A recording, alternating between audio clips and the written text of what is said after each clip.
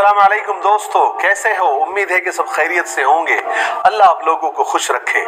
आज जो स्टोरी मैं आपको सुनाने जा रहा हूँ उसका टॉपिक, उसका उन्वान ये है कि इंसान जिंदगी में कुछ ऐसी गलतियां कर देता है जिसकी कीमत वो जिंदगी देकर भी चुका नहीं पाता, और ऐसी गलतियां इंसान की उम्र भर का पछतावा बन के रह जाती है और इंसान उस सच से भागना चाहता है लेकिन भाग नहीं पाता, क्योंकि इंसान कितना भी भाग ले और जहां तक भी भाग ले वो कभी खुद से नहीं भाग सकता, और यही जिंदगी का सच है। आज जो मैं आपको छोटी सी एक स्टोरी, एक कहानी सुनाने जा रहा हूं, इसमें जितने भी नाम मैं ले रहा हूं वो सब फर्जी नाम हैं ताकि जो असल है उनको तकलीफ ना हो।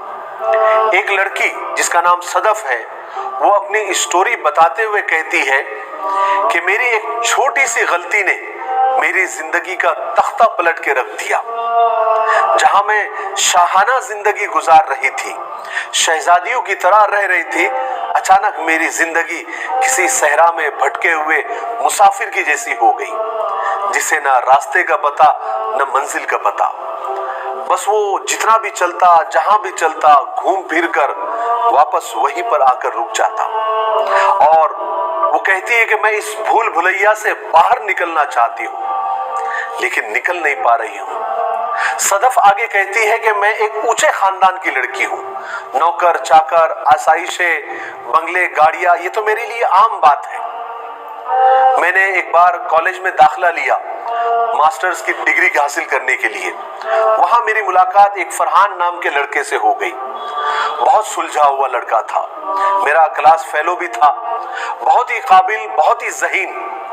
क्लास में कोई भी, किसी को भी परेशानी होती तो फरहान उसकी खुद से मदद करता, और जिसको भी कोई प्रॉब्लम होता तो फरहान के पास जाता और फरहान उसको बिल्कुल अपनापन देकर उसकी मदद करता था, क्योंकि वो ज़हीन भी बहुत था। ठीक उसी तरह जिस तरह से कॉलेज के और बच्चे उसके पास जाते थे, मैं भी किसी काम के मदद के लिए उसके पास जाया करती थी। लेकिन हमारी कुछ ज्यादा ही बॉन्डिंग, कुछ ज्यादा ही दोस्ती हो गई, और फिर ये दोस्ती कब प्यार में बदल गई पता ही नहीं चला।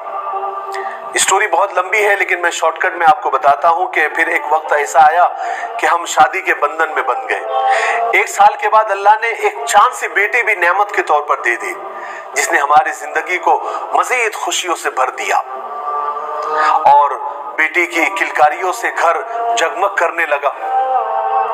फिर फरहान को एक अच्छा सा जॉब ऑफर आ गया दुबई से, वो दुबई चला गया।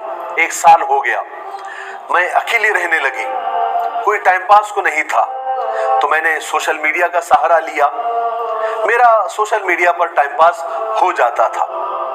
एक दिन इंस्टाग्राम पर एक जीशान नाम का लड़का मुझे डेली मैसेज किया करता था।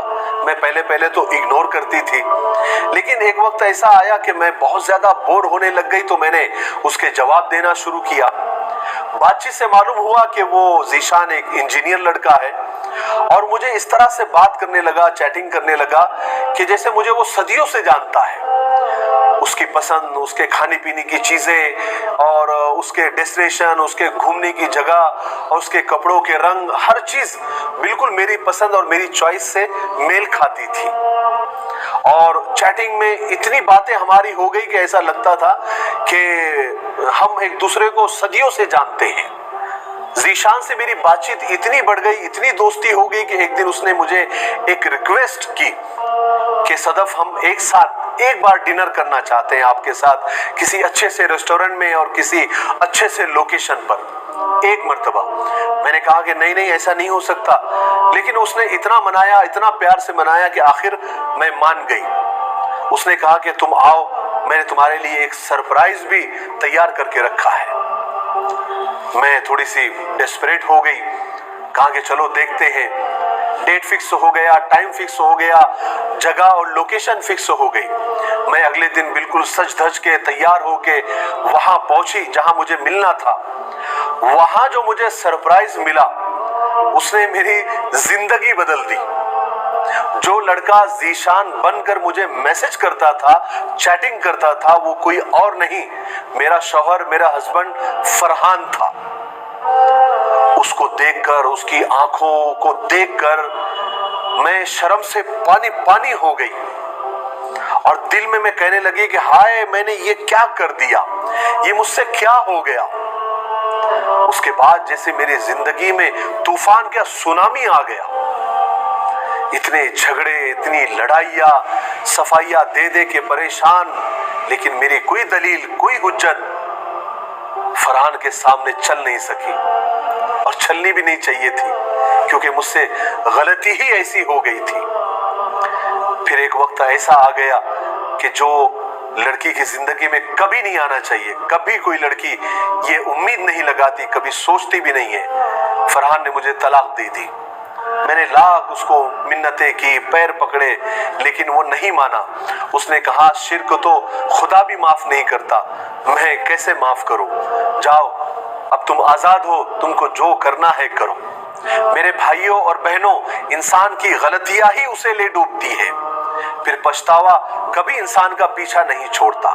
पहले का दौर अलग था, घर के बाजू से कोई खास कर भी गुजर जाता था तो हमारे घर के बड़े बुजुर्ग उसको पहचान लेते थे और जरा सी दीवार ऊंची कर देने से घर की इज्जतें महफूज हो जाती थी। लेकिन आज टेक्नोलॉजी का दौर है, mobile 3G, 4G, 5G, internet ने दूरियां मिटा दी है। पहले लोग दीवार फलांग कर घर में दाखिल होते थे, अब मोबाइल से सीधा आपके बिस्तर में दाखिल हो जाते हैं। अपनी इज्जतों को महफूज करो, सोशल मीडिया पर अनजान लोगों से बात करने से बचो, क्योंकि लोग वो नहीं होते जो नजर आते हैं डीपी पर और प्रोफाइल पर। किसी अनजान के मैसेजेस का जवाब न दिया करें, वरना लोग अपनी मीठी मीठी बातों से आपको ऐसा आदी बना देंगे कि आपको पता भी नहीं चलेगा कि आपको उनकी आदत हो गई है। शुरू में सब अच्छा ही लगता है, बाद में वही अच्छा दिखने वाला आपकी जिंदगी में भूचाल और तबाही लाकर आपकी जिंदगी को तहस नहस कर देता है। मुझे उम्मीद है कि आज की स्टोरी से आपको कुछ तो सीखने को मिला होगा। सोशल मीडिया बहुत अच्छी चीज है, उसका सही इस्तेमाल आपको आगे लेकर जाएगी, लेकिन उसका गलत इस्तेमाल आपको तबाही के गड्ढे में लेकर जाता है। मुझे दुआओं में याद रखें। अस्सलाम वालेकुम।